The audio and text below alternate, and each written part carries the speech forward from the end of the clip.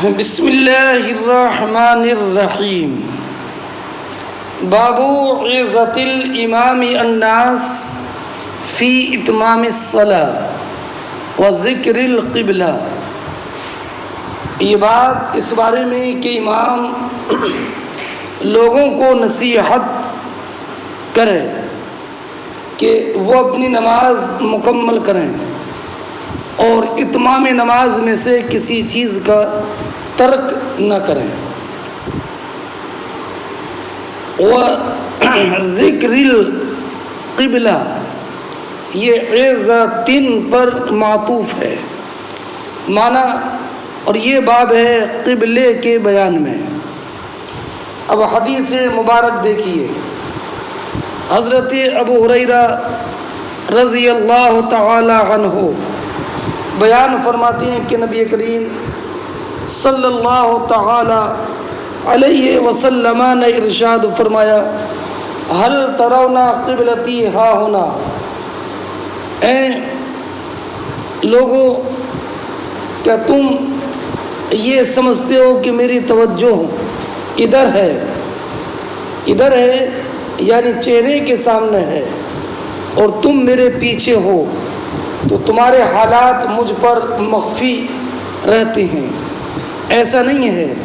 فواللہ ما یخفی علی خشوعکم ولا رکوعکم، رب قدیر کی قسم تمہارا خشوع اور تمہارا رکوع مجھ پر مخفی نہیں رہتا۔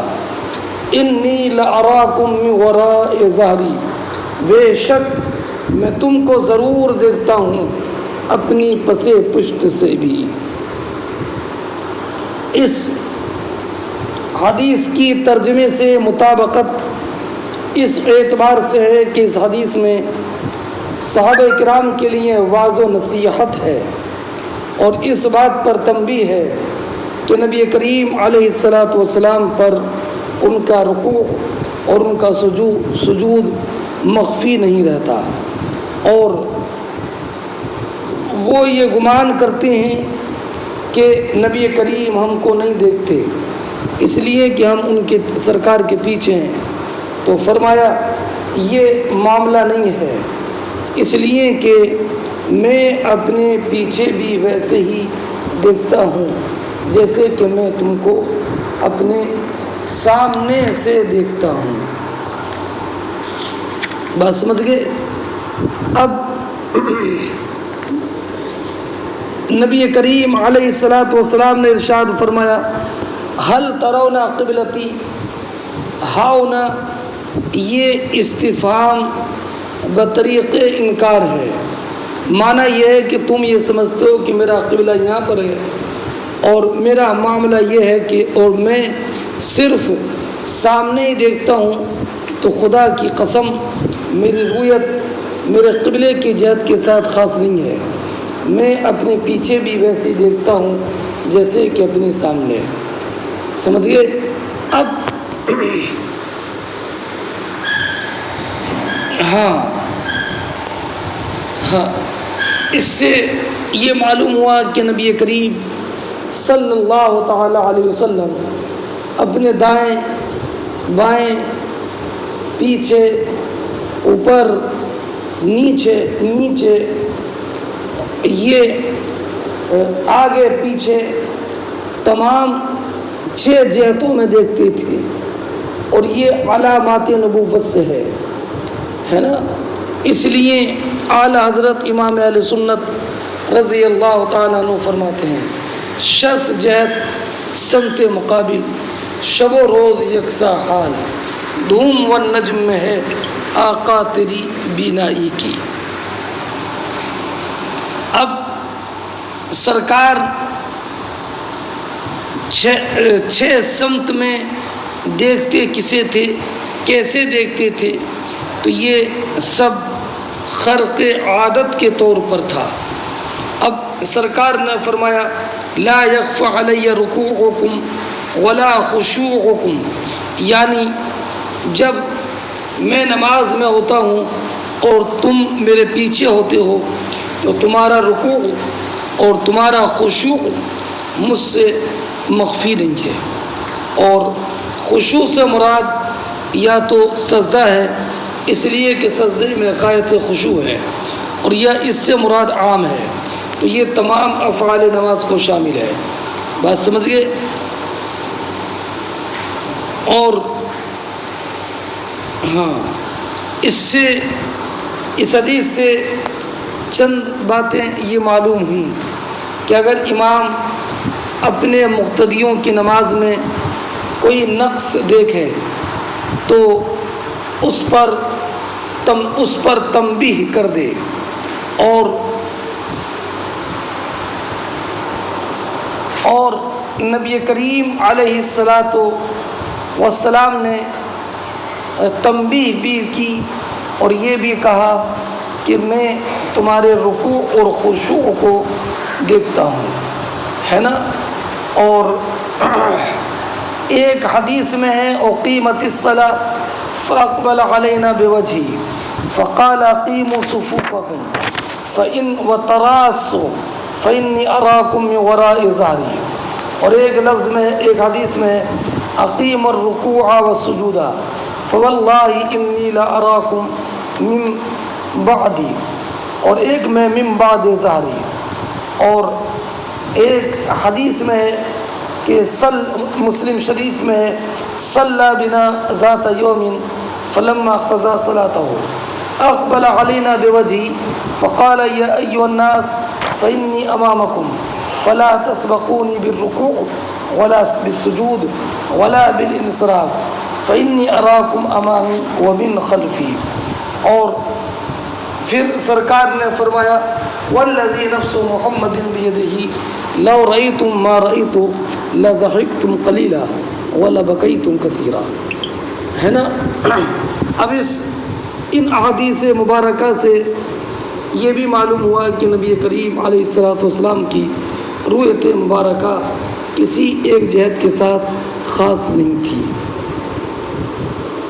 اگلی روایت انس بن مالک رضی اللہ تعالی عنہ کی ہے، جو یہ حیا ابن صالح امام بخاری کے شیخ نے روایت کی ہے۔ انس بن مالک کہتے ہیں صلی بنا نبی کریم علیہ الصلاۃ والسلام نے ہمیں نماز پڑھی، ثم رقی المنبر، پھر سرکار ممبر پر جلوہ گر ہوئے، فقال فی الصلاۃ، تو سرکار نے نماز کے بارے میں کچھ فرمایا، ہے نا، اور اس کے بعد فرمایا، اور نماز کے بارے میں اور رکوع کے بارے میں فرمایا، یعنی نماز اور رکوع کے بارے میں تاکید کی، اور فرمایا انی لاراکم من ورائی کما اراکم۔ بات سمجھ گئے؟ ہاں۔ اب فقال فی الصلاۃ وفی الرکوع، رکوع کا ذکر صلاۃ کے بعد کیا، اگرچہ یہ نماز میں داخل ہے، اس کی شان اہتمام کے لیے، اور اس لیے بھی کہ رکوع نماز کا رکن اعظم ہے، اس لیے کہ جس نے رکوع پا لیا اس نے وہ مکمل رکعت پا لی، اور یا اس لیے کہ سرکار نے حالت رکوع میں کوئی کوتاہی دیکھی ہوگی، اس لیے اس کا ذکر زیادتی تنبیہ کے لیے فرمایا۔ اب رہا یہ معاملہ کہ سرکار نے ارشاد فرمایا میں تمہیں پس پشت بھی دیکھتا ہوں، تو کیا یہ پس پشت دیکھنا نماز کے ساتھ خاص تھا؟ یہ تمام حالات میں تھا۔ امام مجاہد جو مشہور تابعی تلاميذ ابن عباس میں مشہور ہیں، انہوں نے فرمایا انه كان في جميع احواله، یہ تمام احوال میں تھا، ہے نا۔ اب اگلا باب دیکھیں، باب هل يقال مسجد بنی فلاں، کیا مسجد بنی فلاں کہا جا سکتا ہے؟ یعنی کیا مساجد میں سے کسی مسجد کی اضافت کسی قبیلے یا اس کے بانی کی طرف کی جا سکتی ہے، یا جو مسجد میں ہمیشہ پابندی سے رہتا ہے اس کی طرف کی جا سکتی ہے، جیسے مسجد انصاریان یا مسجد رضا، ہے نا۔ اور فلاں قبیلے کی مسجد، فلاں محلے کی مسجد وغیرہ ذالک. تو حضرت امام بخاری رضی اللہ تعالیٰ عنہ نے یہ باب قائم کیا، اس لیے کہ اس میں ابراہیم نخعی کا اختلاف ہے. وہ یہ بات مکروہ سمجھتے تھے کہ مسجد کی اضافت کسی محلے کی طرف کی جائے، اس لیے کہ اللہ رب العزت نے فرمایا وَأَنَّ الْمَسَاجِدَ لِلَّهِ. حدیث باب امام ابراہیم نخعی کے خلاف حجت ہے، اور آیت سے ان کے استدلال کا جواب یہ ہے کہ آیت میں اضافت حقیقت ہے، اور غیر کی طرف جو اضافت کی جاتی ہے وہ اضافت تمییز اور اضافت تعریف ہے. اب سنیے کہ مسجد کی اضافت کسی محلے کی طرف کرنا جائز ہے. عبداللہ ابن عمر رضی اللہ تعالی عنہ کی روایت ہے. اس روایت کو سننے سے پہلے ایک بات یہ سمجھ لیجئے کہ گھوڑوں میں ایک عمل کہلاتا ہے ازمار.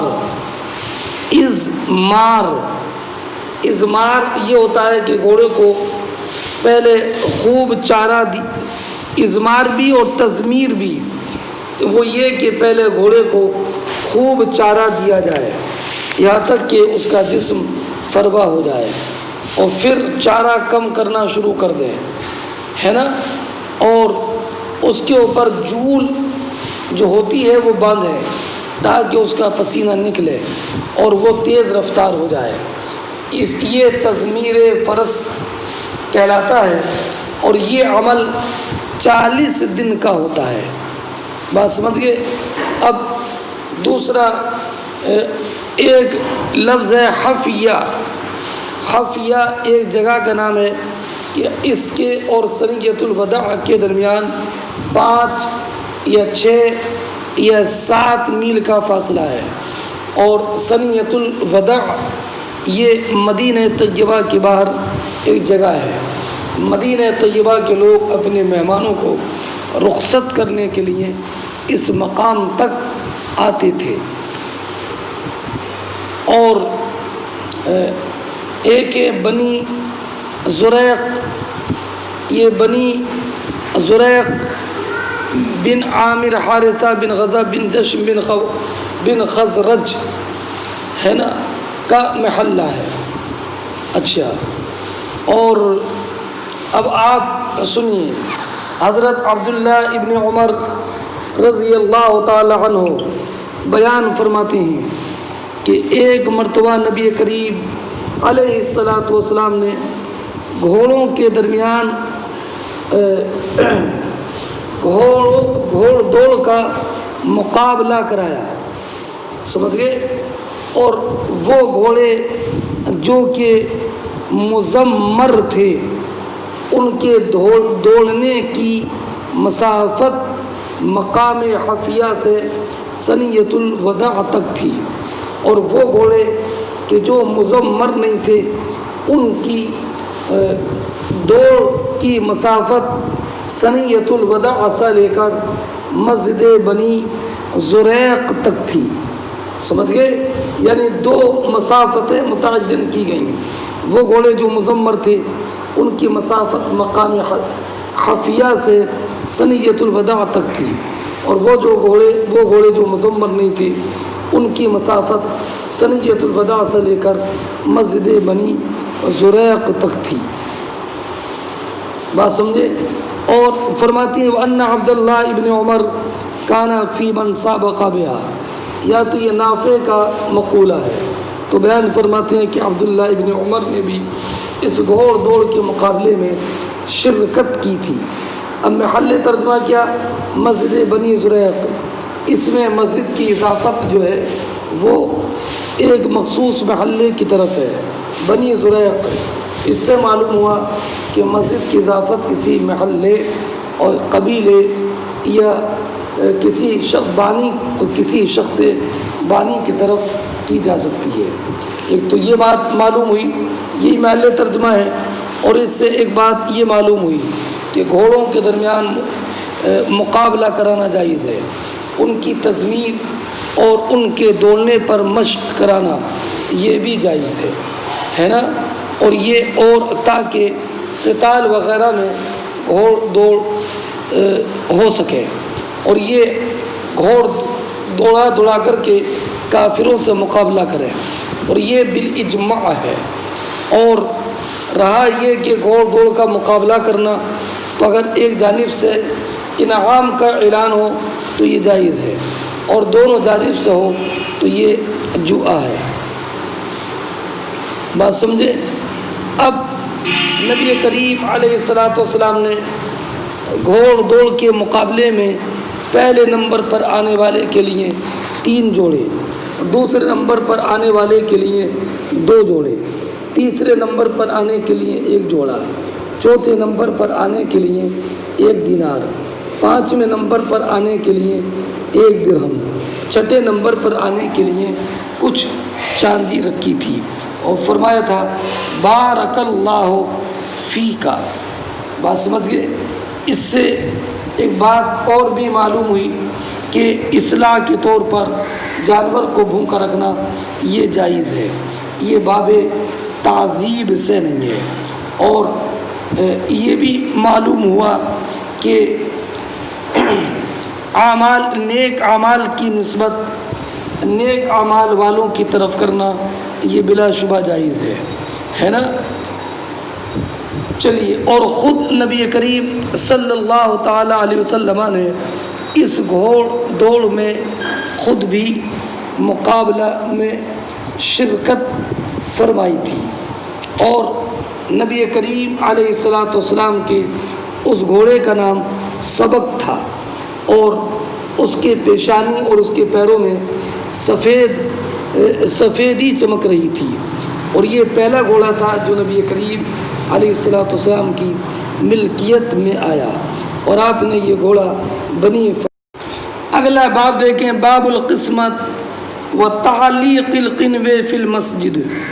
یہ باب اس بارے میں کہ مسجد میں کوئی شے تقسیم کرنا اور انگور کے خوشے مسجد میں لٹکا دینا۔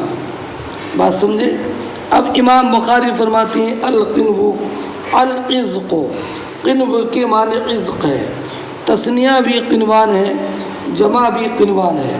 جیسے کہ سنو اور سنوان، اس کی تثنیہ بھی سنوان ہے اور جمع بھی سنوان ہے۔ بات سمجھئے؟ اب قنوان تثنیہ بھی ہے اور جمع بھی ہے، تو اس تثنیہ جمع میں کیا فرق ہوگا؟ تو فرق یہ ہے کہ تثنیہ میں نون اضافت کی وجہ سے گر جائے گا، جمع میں ثابت رہے گا۔ تثنیہ میں نون پر کسرہ رہے گا، اور اس کا اعراب جمع میں ہے نا،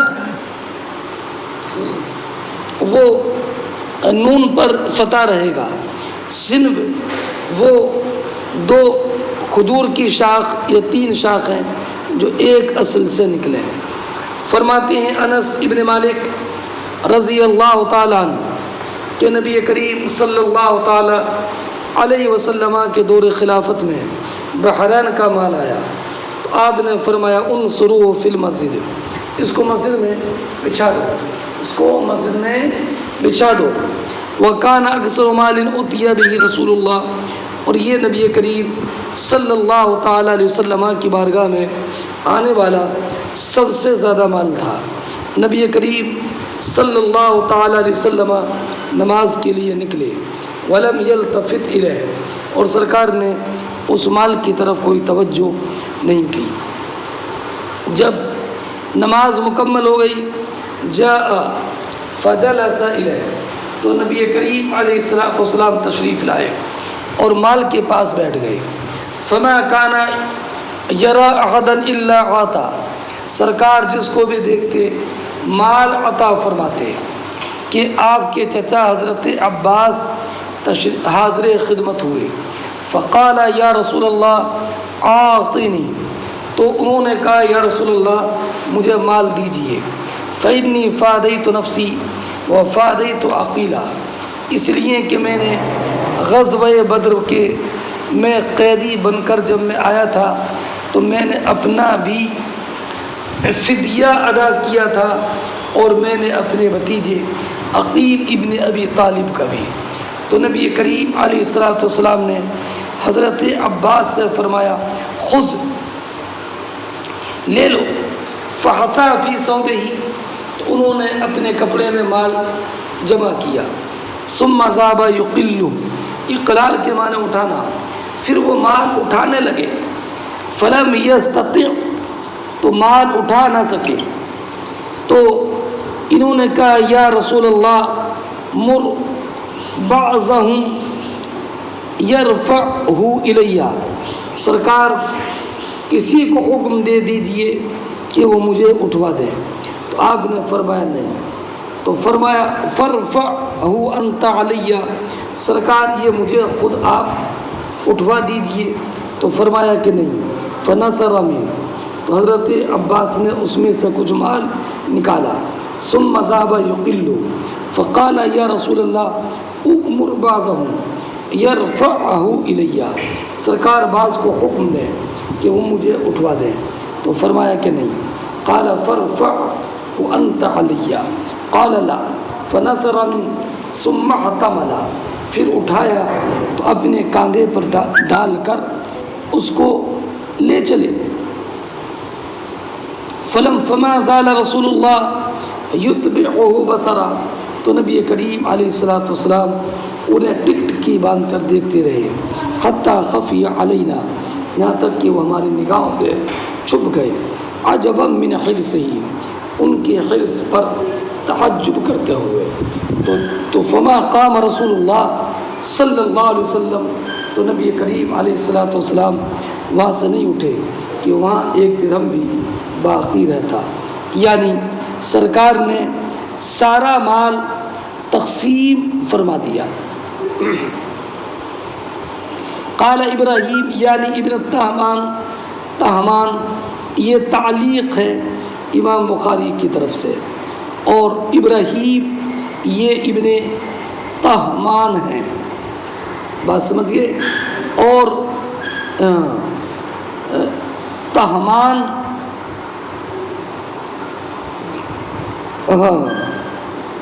چلیے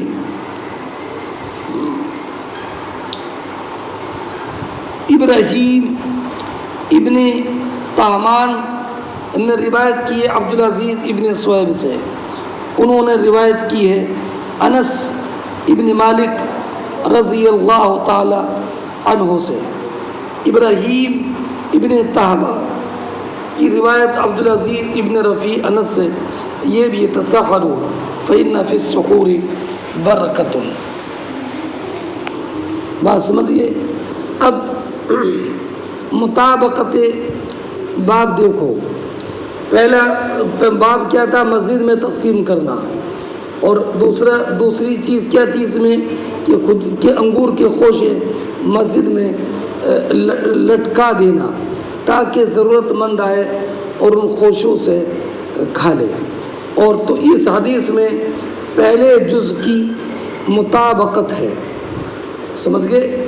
اب دوسرے جز کی نہیں ہے، تو اس سے یہ دوسری روایت میں ہے کہ نبی کریم علیہ الصلوۃ والسلام کے دور میں مسجد نبوی کے ستونوں میں انگور کے خوشے لٹکا دیے جاتے تھے تاکہ باہر کے مسافر یا جن کے پاس کچھ کھانے کے لیے نہیں ہے وہ کھائیں،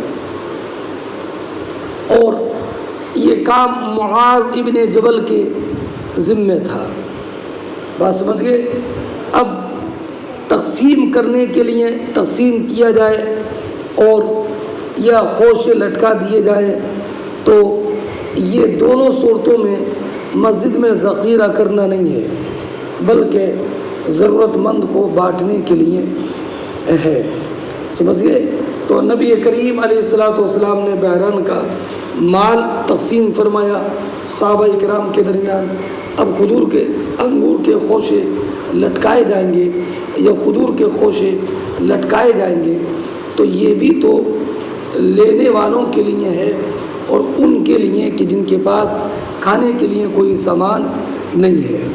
حدیث میں آپ نے پڑھا کہ نبی کریم علیہ الصلاۃ والسلام نے اس مال کی طرف کچھ بھی نگاہ اٹھا کر نہیں دیکھا، اس لیے کہ نبی کریم علیہ الصلاۃ والسلام کی طبیعت میں اللہ رب العزت نے دنیا سے بے نیازی ودیعت فرمائی تھی۔ مالک کونین ہے، وہ پاس کچھ رکھتے نہیں، دو جہاں کی نعمتیں ہیں ان کے خالی ہاتھ میں۔ بات سمجھ گئے؟ اور یہ بحرین کا جو مال آیا تھا یہ 1,00,000 درہم اور دینار کی شکل میں تھا، اور لانے والے حضرت ابو عبیدہ رضی اللہ تعالی عنہ ہیں۔ بات سمجھیے۔ اور ایک روایت میں یہ ہے کہ علا ابن حارثہ ثقفی ہیں، دونوں میں تعارض نہیں ہے، ہو سکتا ہے کہ علا ابن حارثہ ثقفی حضرت ابو عبیدہ ابن جرح کے ساتھ ہوں۔ اور ایک روایت آپ جابر کی پڑھو گے، جابر ابن عبداللہ کی، کہ نبی کریم نے ان سے وعدہ کیا تھا اگر بحرین کا مال آئے گا تو میں تم کو دوں گا، اور بحرین کا مال نہیں آیا یہاں تک کہ نبی کریم کا وصال ہو گیا۔ تو اور یہاں پر یہ ہے کہ بحرین کا مال آیا، دونوں میں کوئی تعارض نہیں ہے، اس لیے کہ جابر ابن عبداللہ کی مراد یہ ہے کہ جس سال سرکار کا وصال ہوا اس سال مال نہیں آیا، اس لیے کہ یہ خراج کا مال تھا، ہر سال آتا تھا۔ بات سمجھ گئے؟ اور یہ بحرین بصرہ اور عمان کے درمیان مشہور شہر ہے۔ ہاں، اور نبی کریم علیہ الصلاۃ والسلام نے بحرین والوں کی مصالحت کے بعد ان کا امیر بنایا تھا علا ابن حضرمی کو رضی اللہ تعالی عنہ۔ ہاں، اب حضرت عباس ابن عبد المطلب جو نبی کریم علیہ الصلاۃ والسلام کے چچا ہیں، انہوں نے مال اکٹھا کیا چادر میں، اور سرکار سے انہوں نے عرض کی سرکار کسی کو اٹھوانے کا حکم دے دیں اور یا خود اٹھا دیں، تو سرکار نے نہ اٹھانے کا حکم دیا اور نہ خود اٹھایا، کیوں؟ استکثار من المال سے ان کو روکنے کے لیے اور یہ بتانے کے لیے کہ حاجت کی بمقدار مال ہی لو، اور تاکہ اس بات پر بھی تنبیہ کر دیں کہ کسی کے لیے یہ حلال نہیں ہے کہ کسی کو مال اٹھا کر دے تاکہ مال بکثرت کوئی اکٹھا نہ کر لے۔ بات سمجھ گئے؟ اب نبی کریم علیہ الصلاۃ والسلام نے ان کو عذرائے تعجب دیکھنا شروع کیا، دیکھتے رہے جب تک کہ وہ نگاہ سے مخفی نہ ہو گئے، ہے نا؟ کیوں؟ ان کے مال پر حرص اور ان کے مال کی طرف ان کے رجحان پر تعجب کرتے ہوئے، اور مال کی طرف رجحان یہ فطری امر ہے، اس لیے حضرت عباس رضی اللہ تعالی عنہ پر کوئی مال کے لالچ کی نسبت از طریق تنقیص کرنا جائز نہیں ہے۔ اب اس حدیث سے چند مسائل معلوم ہوئے کہ مال کی تقسیم امام کے اجتہاد پر ہے کہ امام جس کو جتنا چاہے مال دے، اور ایک بات یہ معلوم ہوئی کہ اگر سلطان کو یہ معلوم ہو کہ لوگوں کو مال کی حاجت ہے تو امام کے لیے اس میں سے ذخیرہ بنانا جائز نہیں ہے، اور اس حدیث سے یہ بھی معلوم ہوا کہ نبی کریم صلی اللہ تعالیٰ علیہ وسلم کو اللہ رب العزت نے دنیا سے کتنا بے نیاز فرمایا تھا، اور نبی کریم علیہ السلام سے جب کوئی سوال کرتا تو نبی کریم علیہ السلام اس کو منع نہیں فرماتے۔ مانگے مانگے جائیں گے، منہ مانگی پائیں گے۔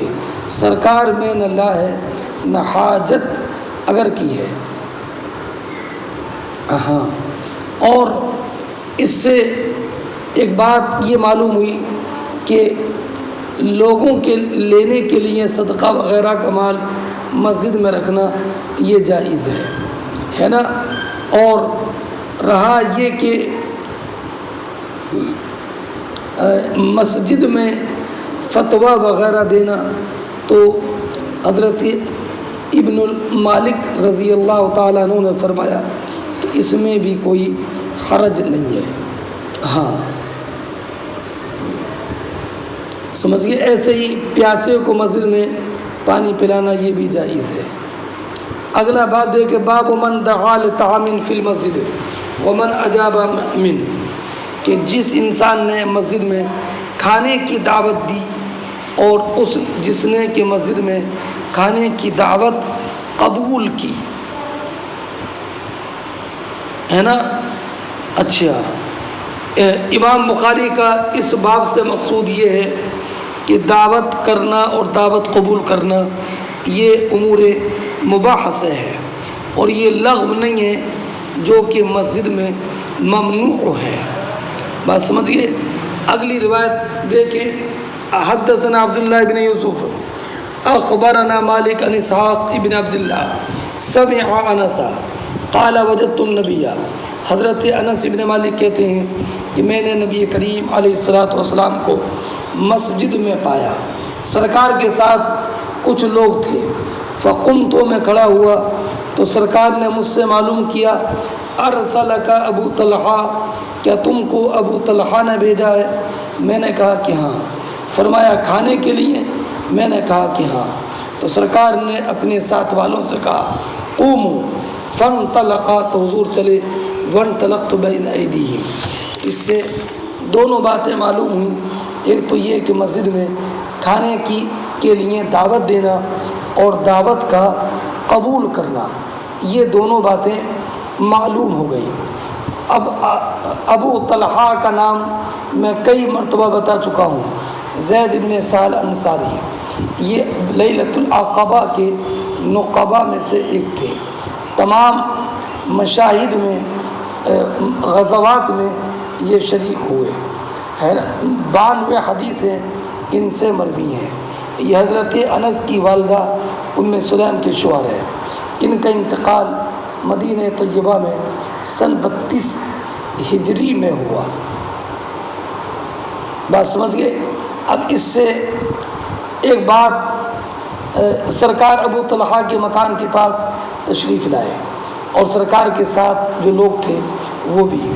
اس سے یہ معلوم ہوا کہ مسجد میں دعوت قبول کرنا ہے نا جائز ہے، اور دعوت کرنا بھی جائز ہے اگرچہ ولیمہ نہ ہو۔ اور ایک بات یہ معلوم ہوئی کہ مسجد وغیرہ میں دعوت دینا یہ جائز ہے، اس لیے کہ یہ نیک کام ہے، اور مسجد میں بیٹھنے کا ثواب کھانا کھلانے کے ثواب سے کم نہیں ہے۔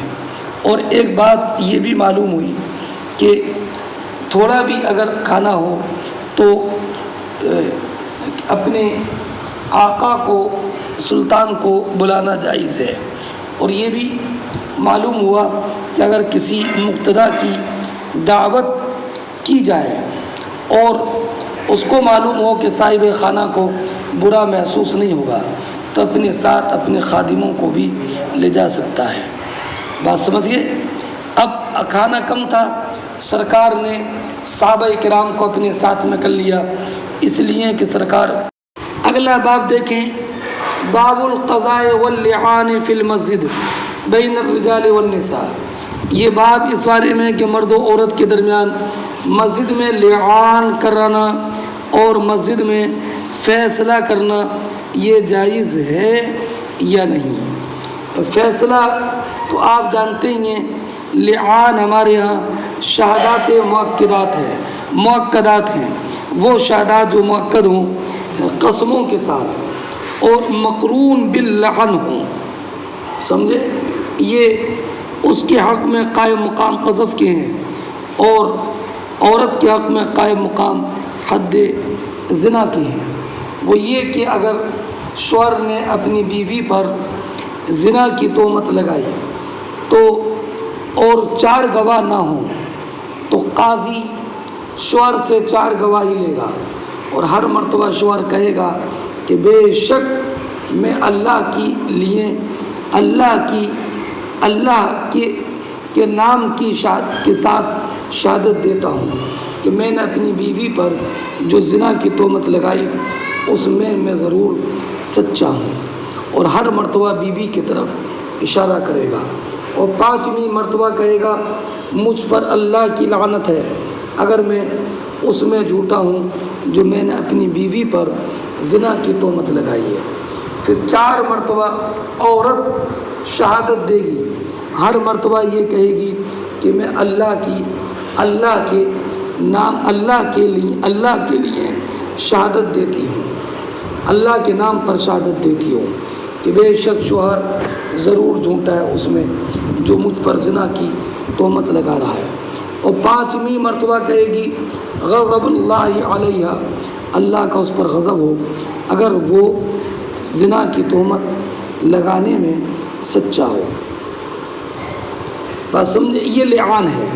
تو لعان مسجد میں کرنا اور فیصلہ مسجد میں کرنا یہ جائز ہے۔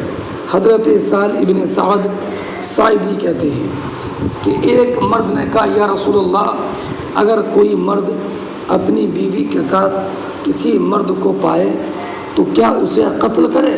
فطلعنا فی المسجد۔ حضرت سہل ابن سعد ساعدی کہتے ہیں کہ ان دونوں نے مسجد میں لعان کیا اور میں حاضر تھا وانا شاہد۔ اب پوری روایت یہ ہے کہ پوری روایت میں یہ ہے کہ عویمر ابن حارث ابن زید یہ عاصم ابن عدی کے پاس آئے اور انہوں نے کہا کہ یہ بتاؤ کہ کیا کوئی شخص اپنی بیوی کے ساتھ کسی مرد کو پائے اور وہ اسے قتل کر دے تو کیا تم اسے مرد کو بھی قتل کرو گے جس نے اپنی بیوی کے پاس جس مرد کو پایا تھا اسے قتل کر دیا؟ کہا سل یا عاصم رسول اللہ، عاصم نبی کریم صلی اللہ تعالی علیہ وسلم سے یہ مسئلہ معلوم کر لو، ہے نا۔ اب حضرت عاصم نبی کریم علیہ السلام کی بارگاہ میں حاضر ہوئے تو نبی کریم علیہ السلام نے وحی کا انتظار کیا، سمجھے؟ تو نبی کریم علیہ السلام نے فرمایا قد قضى اللہ فیک وفی امرتک۔ فرماتے ہیں حضرت سہل ابن سعد ساعدی فطلعنا فی المسجد وانا شاہد، اور جب یہ ان دونوں نے لعان کر لیا تو حضرت عویمر نے کہا یا رسول اللہ، لعان کے بعد بھی اگر میں نے اپنی بیوی کو اپنے نکاح میں رکھ لیا تب تو میں نے عورت پر جھوٹ بول دیا۔ تو انہوں نے اپنی بیوی کو 3 طلاقیں دی، سرکار نے کہ طلاق دینے کے حکم سے پہلے ہی انہوں نے 3 طلاقیں دے دی۔ تو نبی کریم نے ان دونوں کے درمیان جدائیگی کر دی اور فرمایا ذاک تفریق بین کل مطلعنین۔ بات سمجھ گئے؟ تو اب یہ مسجد میں ہوا، اس سے معلوم ہوا کہ مسجد میں لعان جائز ہے۔ اب رہا یہ کہ مسجد میں قاضی کا قضا کے لیے قضا کے لیے بیٹھنا، تو یہ امر قدیم سے ہے، اسی پر معمول ہے۔ اور بعض علماء نے کہا کہ اپنے گھر میں بھی قاضی فیصلہ کرتا ہے یا جہاں چاہے وہاں کرے، اور بعض علماء نے کہا کہ مسجد میں فیصلہ کرنا یہ اولا ہے۔ قاضی شریح ابن ابی لیلہ یہ دونوں مسجد میں فیصلہ کرتے تھے۔ ہاں بات سمجھ گئے۔ اور اگر جو مقدمہ لے کر کے آنے والے ہیں، اگر مسجد کا کے ادب و احترام کا وہ لحاظ نہ کر سکیں تو پھر یا آنے والے مشرکین ہوں تو پھر قاضی مسجد میں نہ بیٹھے۔ چلیے اگلا باب دیکھیں۔ باب اذا دخل بیتا یصلی حیث شاء او حیث امر ولا یتجسس۔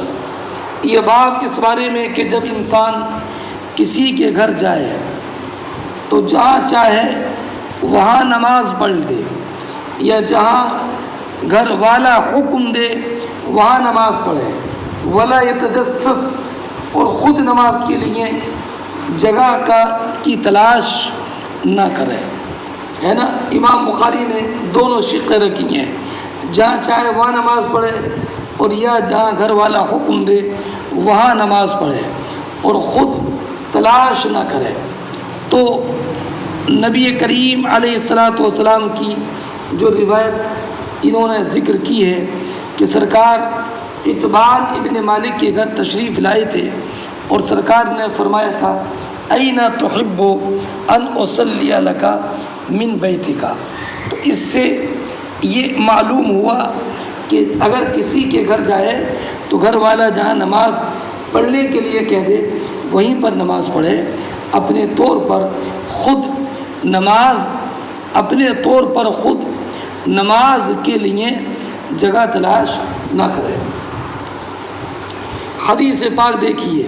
حدثنا عبداللہ ابن مسلمہ قال حدثنا ابراہیم بن سعد عن ابن شہاب عن محمود بن ربیع عن اتبان ابن مالک ان النبی، حضرت اتبان ابن مالک رضی اللہ تعالی عنہ بیان فرماتے ہیں کہ نبی کریم صلی اللہ تعالی علیہ وسلم ان کے گھر تشریف لائے اور فرمایا این تحب ان اصلی لک من بیتک، آپ کو کہاں پسند ہے کہ میں تمہارے لیے نماز پڑھوں؟ فقال، یہ بیان فرماتے ہیں فاشرت له الی مکان، میں نے نبی کریم علیہ السلام کو ایک مکان کی طرف اشارہ کیا، تو نبی کریم نے تکبیر کہی، فصففنا خلفہ فصلی رکعتین۔ بات سمجھے؟ تو سرکار نے وہاں نماز پڑھی جہاں اتبان ابن مالک نے بتایا۔ یہ اتبان ابن مالک رضی اللہ تعالیٰ عنہ انصاری سالمی مدنی عامہ صحابی ہیں۔ یہ نبی کریم علیہ السلام کے زمانے میں اپنی قوم کے امام تھے، ہے نا، اور حضرت امیر معاویہ کے زمانے میں مدینہ طیبہ میں ان کا وصال ہوا۔ اب اس سے ایک اس میں عطا فی منزل ہی سرکار ان کے گھر تشریف لائے۔ طبرانی کی روایت میں ہے کہ سرکار ہفتے کے دن تشریف لائے تھے اور آپ کے ساتھ ابو بکر و عمر بھی تھے، ہے نا، اور اصل میں انہوں نے جمعے کے دن نبی کریم کی بارگاہ میں عرض کیا تھا انی احب ان تأتینی، اور ہاں، اور ابو ہریرہ کی روایت میں یہ ہے کہ انہوں نے عرض کی تھی یا رسول اللہ میرے گھر تشریف لائیں، میرے گھر میں ایک جگہ نماز پڑھنے کی آپ نماز پڑھ کر متعین فرما دیں تاکہ میں وہیں پر نماز پڑھتا رہوں۔ اور یہ ان کے نابینا ہونے کے بعد کا واقعہ ہے۔ اب رہا یہ کہ نماز تو اللہ کے لیے ہے، اور سرکار نے فرمایا این تحب ان اصلی لک، تو جواب یہ کہ نماز اللہ کے لیے ہے، اور مخصوص جگہ میں اس نماز کو ادا کرنا یہ اتبان ابن مالک کے لیے تھا تاکہ آپ اس جگہ کو مصلی بنا لیں، ہے نا۔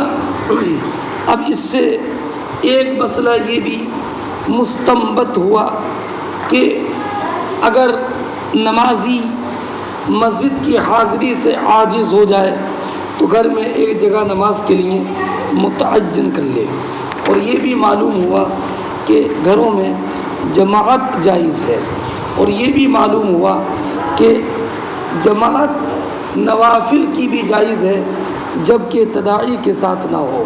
اور اس سے ایک بات یہ معلوم ہوئی کہ حاکم اپنے خادم کے یہاں پر آئے، اور ایک بات یہ بھی معلوم ہوئی کہ صف امام کے پیچھے لگائی جائے، اور ایک بات یہ بھی معلوم ہوئی کہ نبی کریم صلی اللہ تعالی علیہ وسلم کا کتنا بلند اخلاق تھا، اور آپ کتنے منکسر المزاج تھے، حالانکہ اللہ رب العزت جل جلالہ نے آپ کے مقام اور آپ کی عظمت کو وہ بلند کیا کہ کسی کو مخلوق میں وہ مرتبہ نہیں ملا۔ ہاں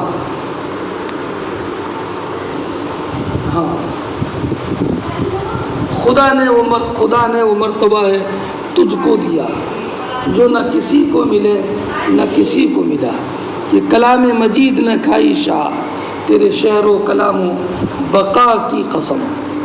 اگلا باب دیکھیں، بابن صرف باب ہے، مطلب یہ باب اس بارے میں کہ گھروں میں نماز پڑھنے کے لیے جگہ متعین کرنا جائز ہے، بس سمجھ گئے۔ یہ اور اس سے پہلا والا باب حقیقت میں ایک ہی باب ہے، اس لیے کہ امام بخاری نے اتبان ابن مالک کی ایک ہی حدیث تخریج کی ہے۔ اس حدیث کو کہیں مطول، کہیں مختصر، اور تراجم کے اعتبار سے انہوں نے اس حدیث کی تخریج کی ہے۔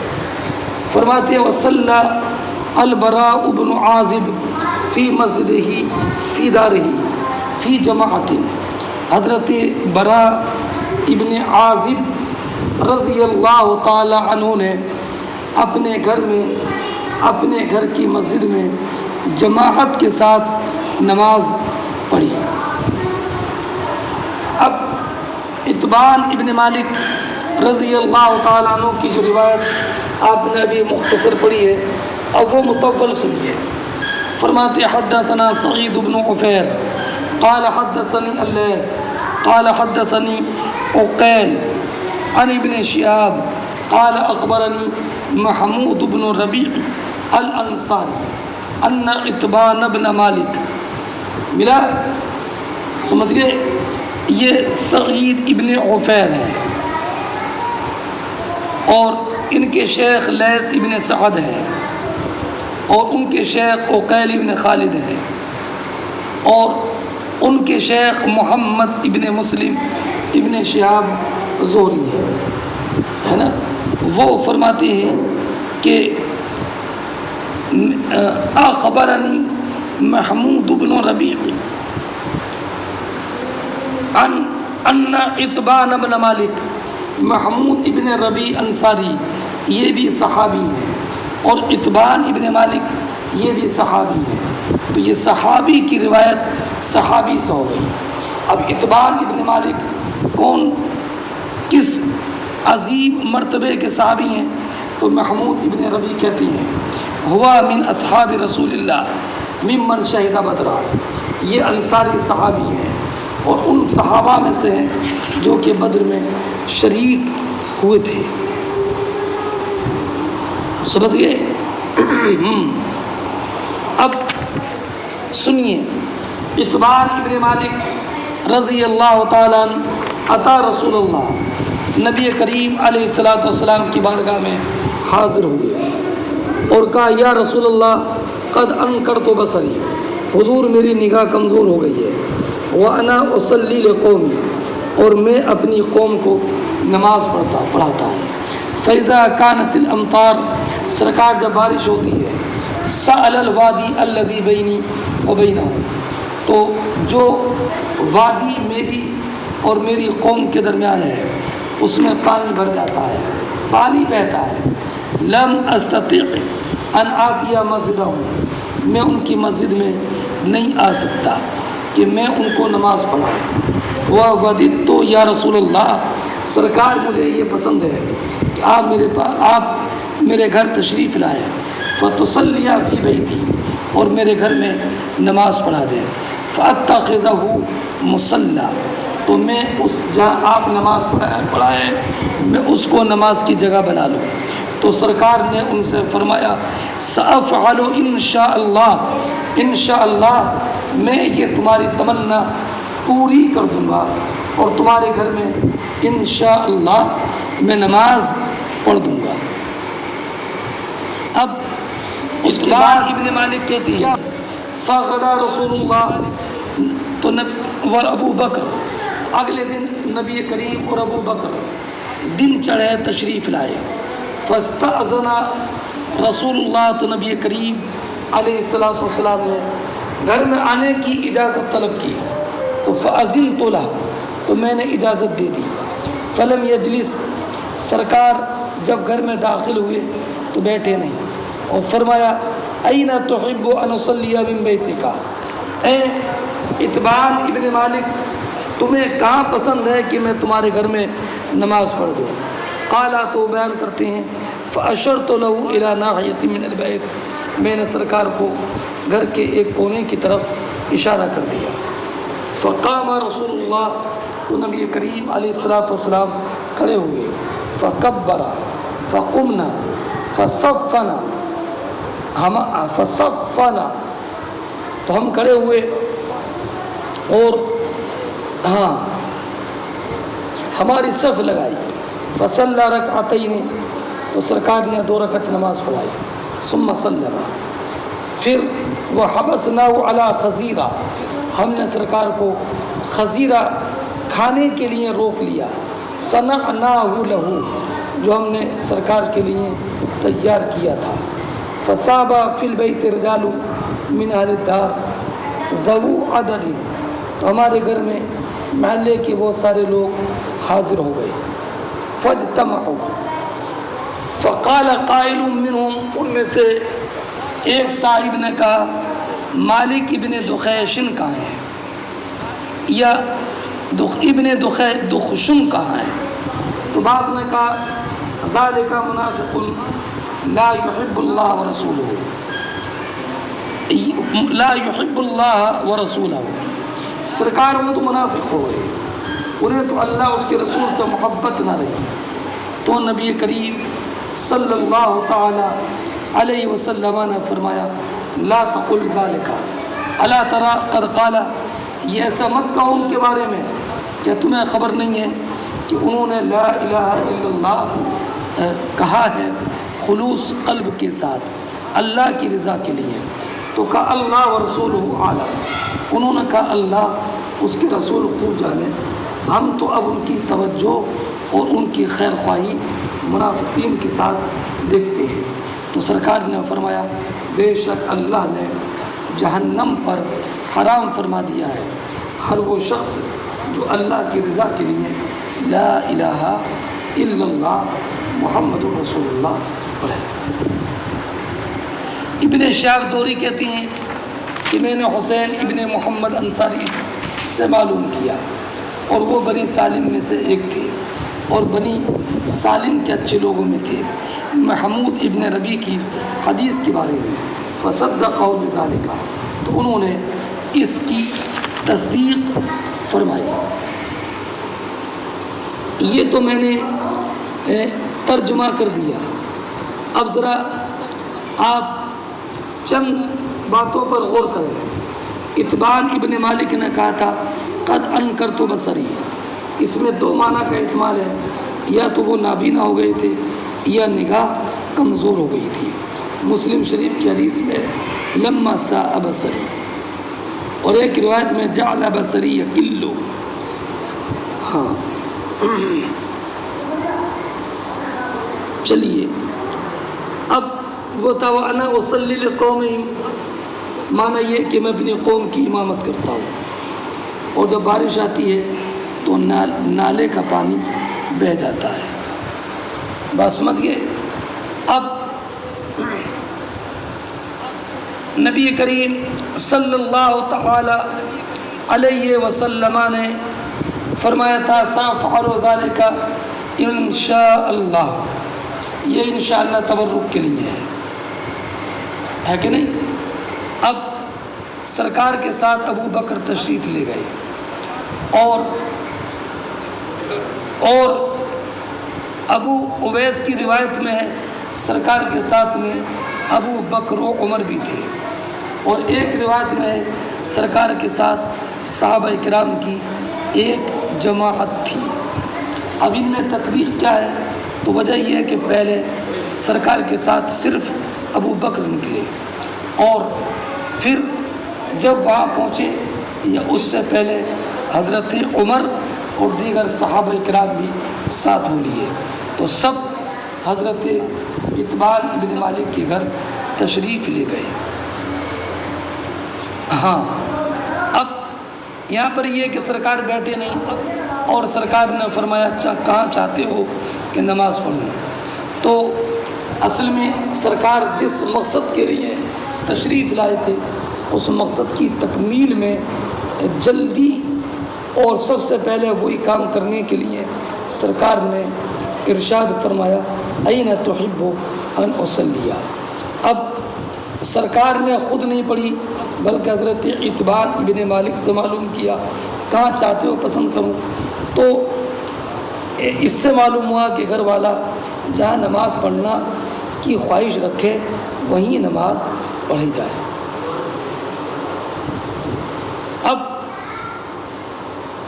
یہاں پر یہ ہے کہ نماز پڑھی اور پھر کھانا تناول فرمایا، اور باب الصلاۃ علی الحصیر میں یہ بدأ بالاکل ثم صلی، تو حضرت ملیکہ کے پاس جو سرکار تشریف لے گئے تھے وہ دعوت ہی میں تشریف لے گئے تھے، اس لیے وہاں پہلے کھانا کھایا اور پھر نماز پڑھی، اور اتبان ابن مالک کے یہاں پر نماز کے لیے تشریف لے گئے تھے، اس لیے پہلے نماز پڑھی اور اس کے بعد پھر کھانا تناول فرمایا، یعنی اہم کام سے آغاز فرمایا۔ اب اس میں خزیرہ کا یہ کہ گوشت کے تھوڑے تھوڑے ٹکڑے کر دیے جاتے ہیں، اور جب پک جاتا ہے تو اس پر تھوڑا آٹا، پانی میں گوشت پکایا جاتا ہے اور پھر اس پر آٹا ڈال دیا جاتا ہے، بات سمجھے؟ اور خزیرہ تبھی بنتا ہے جب کہ اس میں گوشت ہو۔ اب جب چند لوگ آ گئے تو ایک صاحب نے حضرت مالک ابن دخیشن کے بارے میں کہا کہ مالک ابن دخیشن نہیں آئے ہیں، ہے نا، مالک ابن دخیشن نہیں آئے ہیں، تو بعض نے کہہ دیا کہ سرکار وہ تو منافق ہیں، اللہ اور اس کے رسول سے ان کو محبت نہیں ہے، سمجھ گئے؟ تو ہاں یہ مالک ابن دخیشن بدر میں شریک ہوئے تھے، انہوں نے سہیل ابن عمرو کو قیدی بنایا تھا، ہے نا؟ اسی لیے جب ان مالک ابن دخیشن کو کسی نے منافق کہہ دیا تو سرکار نے ارشاد فرمایا الیس قد شہد بدرا، اور یہ وہی مالک ابن دخیشن ہے کہ سرکار نے ان کو اور معن ابن عدی کو مسجد زرار کے ڈھانے اور جلانے کا حکم دیا۔ تو اس سے یہ بات معلوم ہوئی کہ ان پر یہ نفاق کی تہمت سے بری ہے۔ اب رہا یہ معاملہ کہ جب یہ نفاق سے بری تھے تو کہنے والے نے کیسے کہہ دیا کہ انا نرا وجہ و نصیحتہ للمنافقین، اس کا جواب یہ کہ شاید یہ کسی عذر کی وجہ سے تھا، ہے نا؟ کسی عذر کی وجہ سے تھا کہ نبی کریم علیہ الصلاۃ والسلام تشریف لائے اور یہ پھر بھی غائب رہے، تو انہوں نے اس وجہ سے یہ کہہ دیا۔ اب سرکار نے ارشاد فرمایا ان اللہ حرم علی النار من قال لا الہ الا اللہ یبتغی بذلک وجہ اللہ، یہ ان کے اس قول کا رد ہو گیا اور بتا دیا کہ ان کو منافق مت کہو۔ کیا تم نہیں جانتے کہ وہ اشہد ان لا الہ الا اللہ پڑھتے ہیں اللہ کی رضا کی طرف سے، اللہ کی رضا کے لیے؟ یہ نبی کریم علیہ الصلاۃ والسلام سے ان کے ایمان کی شہادت اور نفاق سے برات کا اعلان تھا۔ بات سمجھے؟ اب ہاں، بعض لوگوں نے پھر کہا کہ یا رسول اللہ ان کی تو پوری خیر خواہی منافقین کے ساتھ ہے، تو سرکار نے فرمایا بے شک اللہ نے جہنم پر حرام کر دیا ہے لا الہ الا اللہ پڑھنے والے کو۔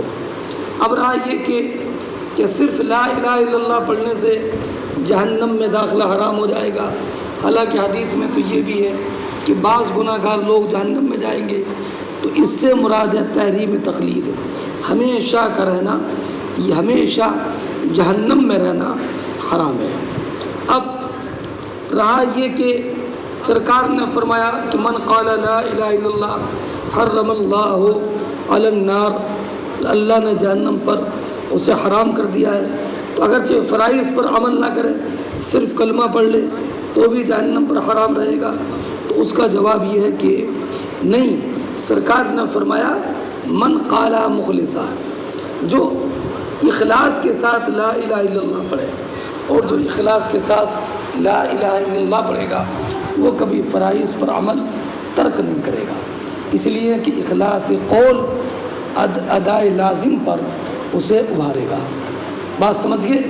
اور یا ابن تیم نے یہ کہا کہ اس کا معنی یہ ہے کہ جب اللہ اس کی مغفرت کر دے اور اس کی گناہوں سے توبہ قبول فرما دے تو اللہ رب العزت اس پر جہنم کو حرام فرما دے گا۔ اور یا نار حرم علی النار سے مراد نار کافرین ہے، اس لیے کہ نار کافرین جو ہے وہ مومنین پر حرام ہے۔ ہاں، اب اس حدیث سے چند باتیں معلوم ہوئی۔ ایک تو یہ کہ نابینا کی امامت جائز ہے، اور ایک یہ بھی کہ کسی عذر جیسے بارش، ظلمت، خوف، اس کی وجہ سے جماعت کی حاضری کا ترک جائز ہے۔ اور اس میں یہ بھی بات معلوم ہوئی کہ انسان کو اپنے ذات میں اگر کوئی دقت و پریشانی ہے تو اس کا اظہار خبر دینا جائز ہے، اور یہ شکایت نہیں ہے۔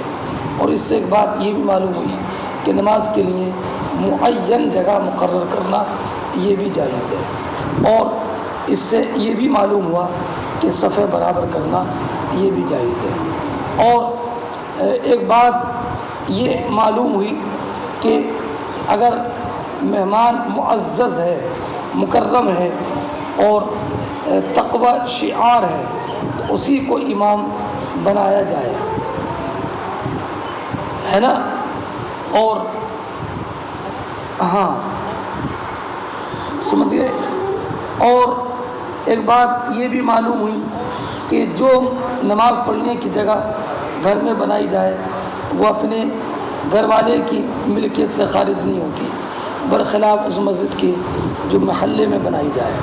اور اس میں یہ بھی معلوم ہوا کہ صالحین کے مصلح اور فاضلین کی مساجد سے تبرک حاصل کرنا یہ بھی جائز ہے۔ اور یہ بھی معلوم ہوا کہ اگر صلحاء کو کسی چیز کے لیے بطور تبرک بلایا جائے تو اس کی دعوت قبول کرنا یہ جائز ہے۔ اور یہ بھی معلوم ہوا کہ وعدہ وفا کرنا یہ بھی ضروری ہے۔ اور یہ بھی معلوم ہوا کہ گھر میں جماعت کے ساتھ نفل نماز پڑھنا جائز ہے جبکہ تداعی کے ساتھ نہ ہو۔ اور یہ بھی معلوم ہوا کہ علماء کو جب بلایا جائے تو ضیافت وغیرہ سے ان کی تعظیم کرنا چاہیے۔ اور یہ بھی معلوم ہوا کہ اہل فسق و نفاق پر حاکم کے پاس تنبیہ کرنا یہ بھی جائز ہے۔ اور بادشاہ پر یہ بھی معلوم ہوا کہ حاکم پر لازم ہے کہ اگر کسی کے فسق کا ذکر کیا جائے تو اس امر کی تحقیق کر لے۔ اور یہ بھی معلوم ہوا کہ اگر جماعت نماز کے لیے سب جمع ہو جائیں اور کوئی غائب ہو تو اس کے بارے میں سوال کیا جائے، اور اگر اس کے لیے کوئی عذر ہو تو اچھی بات ہے، ورنہ اس کی یہ کوتاہی شمار کی جائے۔ اور اسی سے یہ بھی معلوم ہوا کہ کسی مصلحت کے لیے مفضول فاضل کو بلا سکتا ہے۔ اور یہ بھی معلوم ہوا کہ آنے والا میزبان کی امامت کر سکتا ہے۔ اور یہ بھی معلوم ہوا کہ دن کے نفل میں سنت جو ہے وہ 2 رکعتیں ہیں۔ اور یہ بھی معلوم ہوا کہ عالم امام اور عالم اپنے اصحاب کی اصلاح کرتا رہے۔ اور یہ بھی معلوم ہوا کہ جب انسان کسی کے گھر میں جائے تو اجازت لے لے اگر گھر والے نے خود بلایا ہو۔ اور اس سے ایک بات یہ بھی معلوم ہوئی کہ اگر کسی گھر میں کوئی نیک پرہیزگار شخصیت آئے تو اہل محلہ اس کی ملاقات کے لیے جمع ہو جائے اور اس کی زیارت اور اس کے اکرام اور اس کے استفادہ سے مستفید ہو۔ اور یہ بھی معلوم ہوا کہ اگر کوئی پاک دامن ہے اور اس پر کوئی تہمت لگائی تو اس کا دفاع کیا جائے۔ اور یہ بھی معلوم ہوا کہ توحید پر انتقال کرنے والا ہے نا ہمیشہ جہنم میں نہیں رہے گا۔ اور یہ بھی معلوم ہوئی کہ جو انسان خلوص قلب کے ساتھ لا الہ الا اللہ پڑھے گا اس پر جہنم حرام ہوگی۔ اور اس سے ایک بات یہ بھی معلوم ہوئی کہ مسجد کی نسبت قوم کی طرف کرنا